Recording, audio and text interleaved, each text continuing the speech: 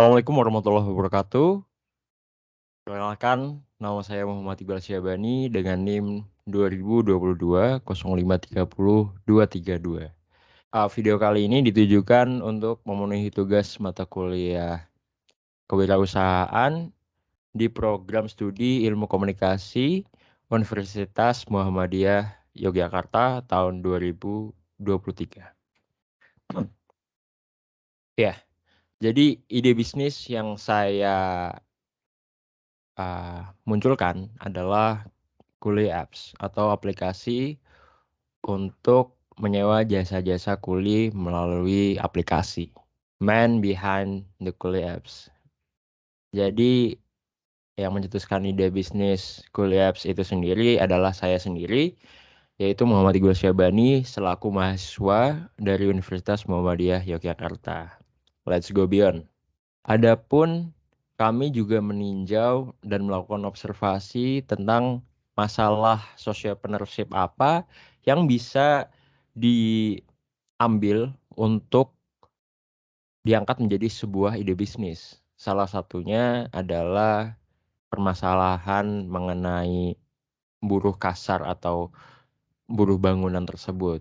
Nah, saya mengambil profil lokasi masalah yaitu di Desa Leduk, Kecamatan Kembaran, Kabupaten Banyumas, Provinsi Jawa Tengah.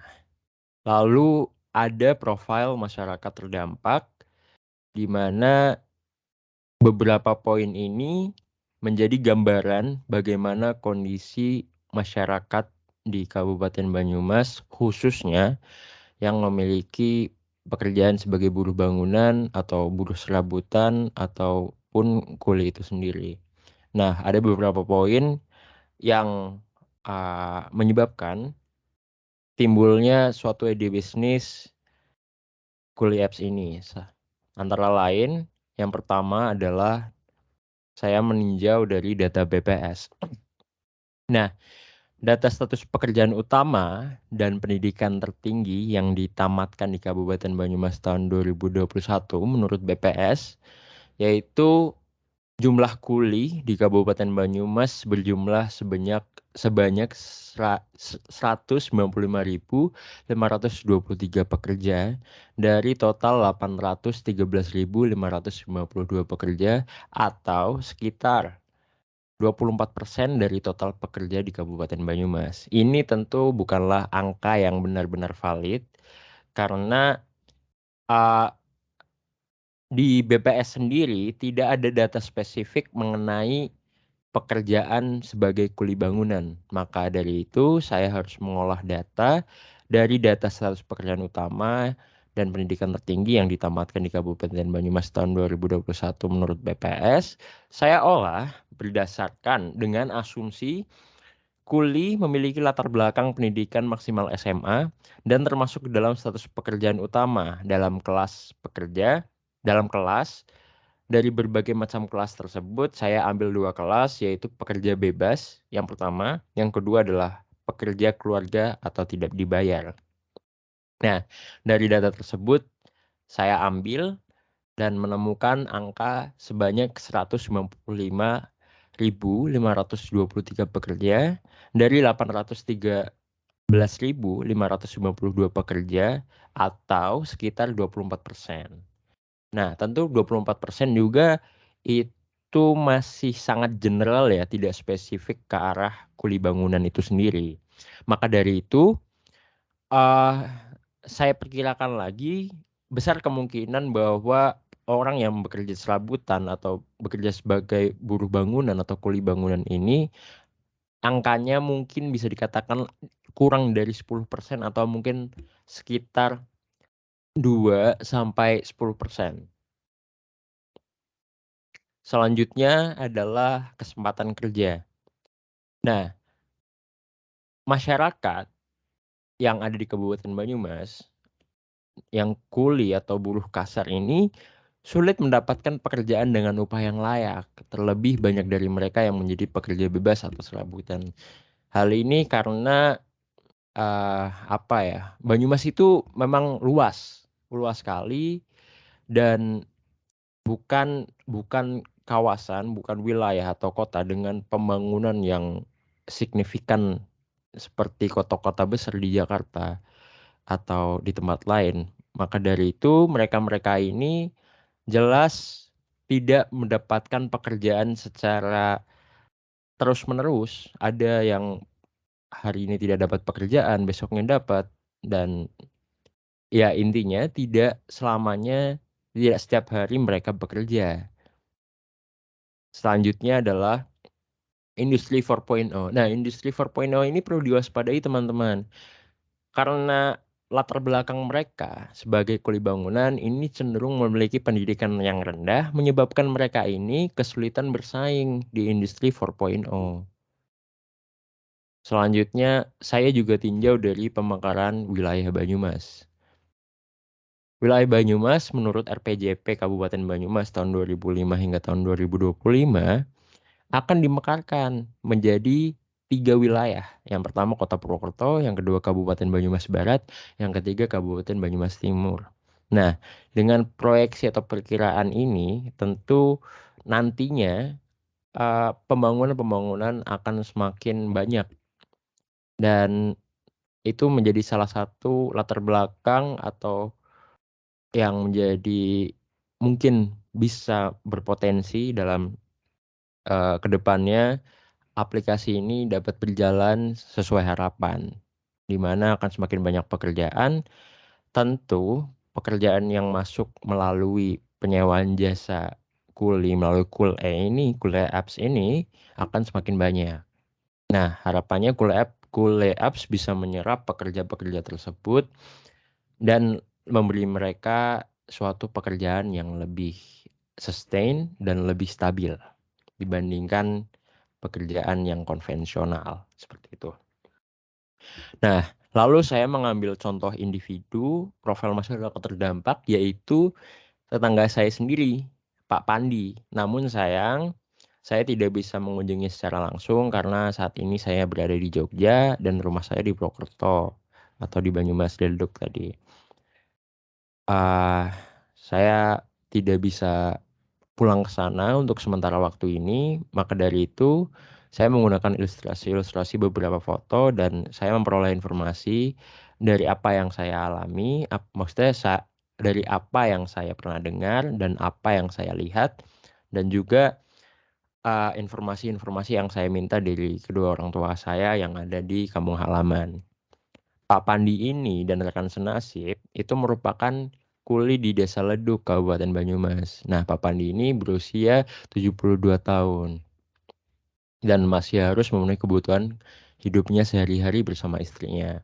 Pak Pandi juga masih harus bekerja serabutan, salah satunya menjadi kuli bangunan. Nah, ini tidak terjadi pada Pak Pandi saja. Oleh karena itu, maka saya saya menyebutnya rekan senasib karena di RT saya saja yang saya kenal terdapat Pak Pandi lain. Mungkin jumlahnya sekitar 5 sampai 4 orang.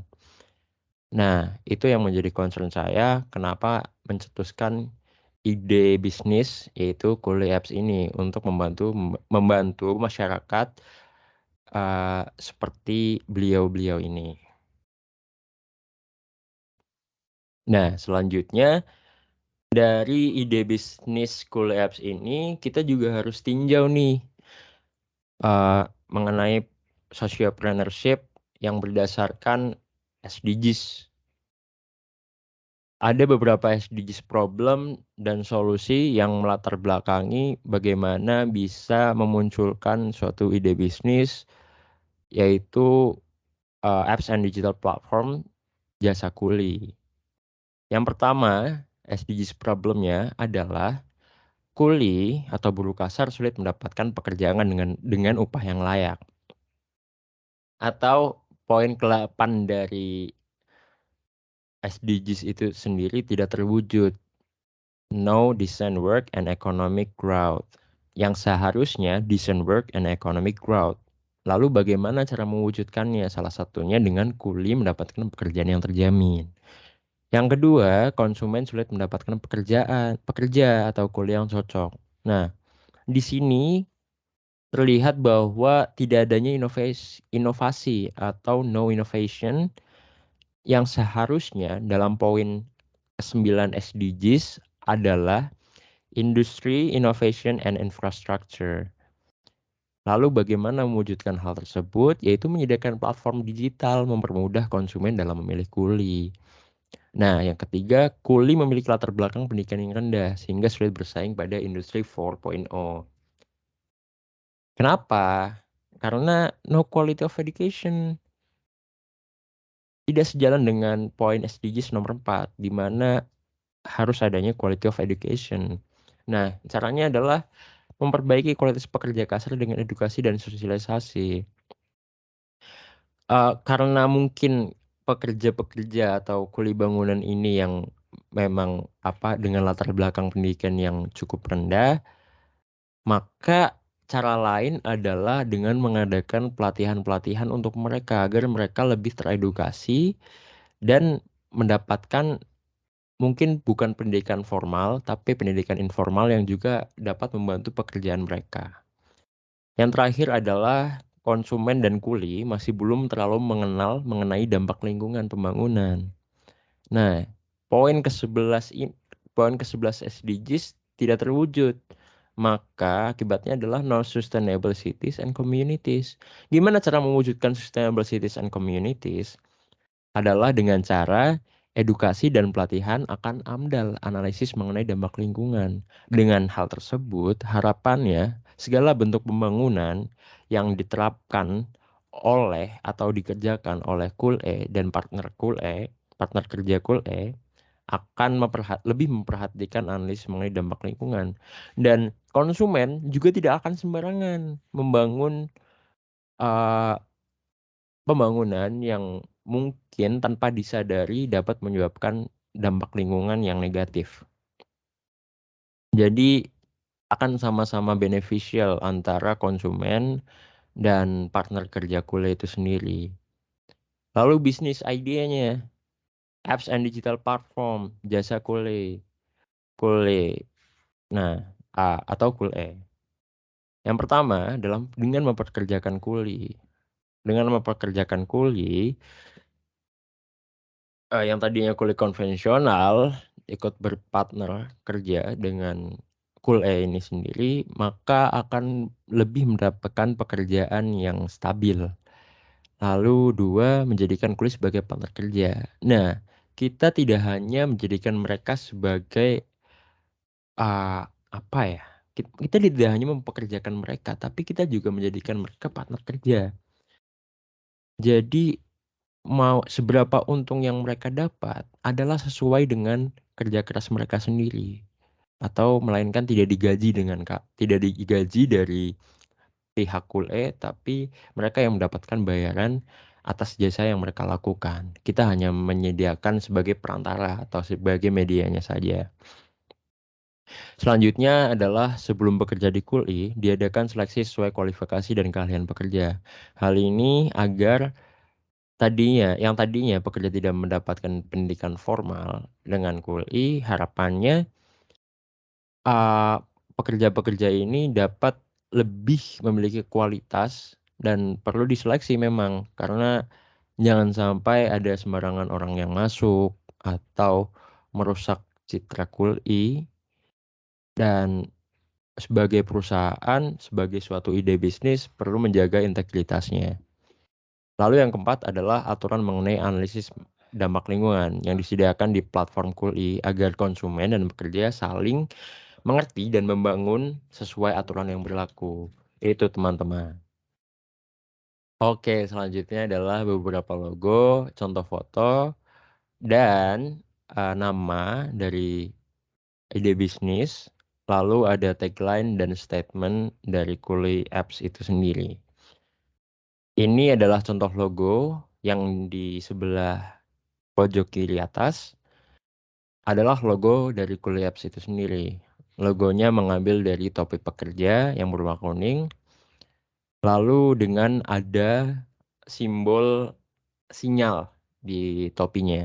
Hal tersebut menunjukkan bahwa ini adalah aplikasi yang memang perlu terhubung dalam koneksi internet untuk memesan jasa layanan kuli atau buruh bangunan.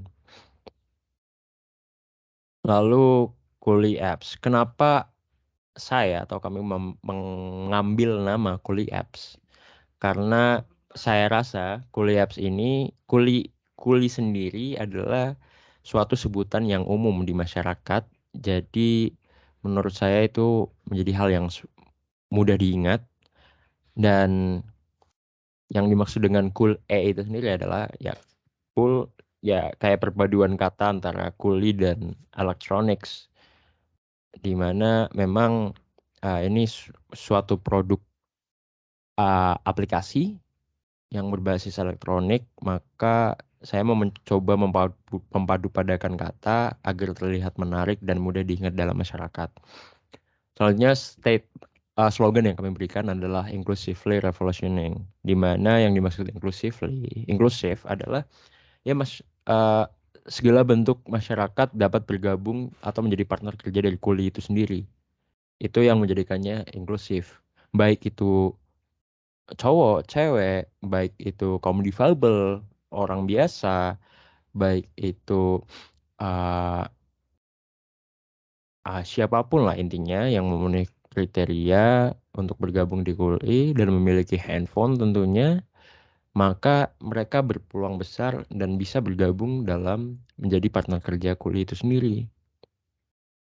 Kenapa revolutioning? Karena saya belum lihat ada suatu aplikasi atau apapun yang mengenai di dunia bisnis, di dunia konstruksi ini yang berbasis seperti ini gitu.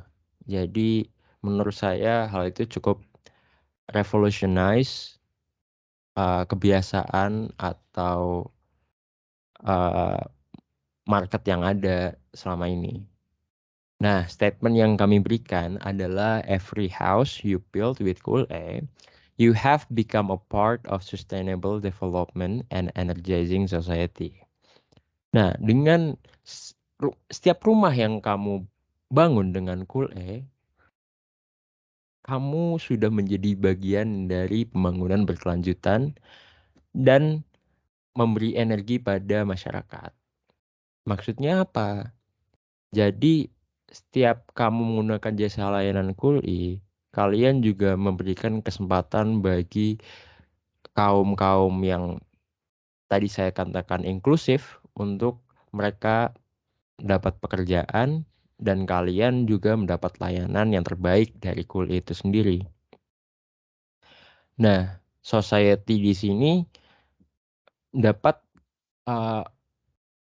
diberikan energi oleh KULI karena yang tadinya memang tidak tidak apa ya, tidak terlalu apa ya, yang tadinya lapangan pekerjaannya mungkin terbatas, dengan kuli ini saya harap atau kami harap bisa membuka lapangan pekerjaan baru yang kedepannya bisa memberikan daya pada masyarakat. Your trust is our responsibility. Let's change the world from your own hand. Start now. Kepercayaan Anda adalah tanggung jawab kami. Nah, mari kita rubah dunia melalui tangan Anda. Maksudnya adalah konsumen bisa memesan Full E dari mana saja untuk membangun rumah mereka. Jadi dengan hanya genggaman tangan saja, dengan hanya mendownload aplikasi dan menggunakan aplikasi tersebut, kalian bisa merubah dunia loh. Gitu, mulai dari sekarang. Oh ya, ada hal yang belum saya sampaikan, akan saya sampaikan bahwa dari mana kita mendapatkan uang atau dari mana kita mendapatkan revenue dari Kuli Apps ini. Target kami adalah dengan mencari partnership dan juga pembayaran melalui platform kami. Seperti contohnya, saya ambil contoh kalau di Gojek itu ada yang namanya GoPay kan. Kedepannya di Kuli Apps ini juga akan ada sistem-sistem pembayaran yang memang dari sekian persen pembayaran yang dilakukan oleh konsumen, maka akan masuk ke dalam uh, revenue kita itu. Selanjutnya juga dari iklan-iklan, karena Kule ini tidak hanya sekadar aplikasi untuk memesan jasa layanan buruh bangunan, tapi juga ada platform yang di dalamnya sebagai media edukasi, baik itu untuk konsumen dan juga sebagai untuk partner kerja kami, yaitu Kuli-Kuli Bangunan itu tersendiri. Nah, di dalam platform itu, kami bisa menempatkan iklan-iklan yang uh, berkaitan dengan konstruksi yang nantinya bisa memberikan revenue pada kami. Seperti itu.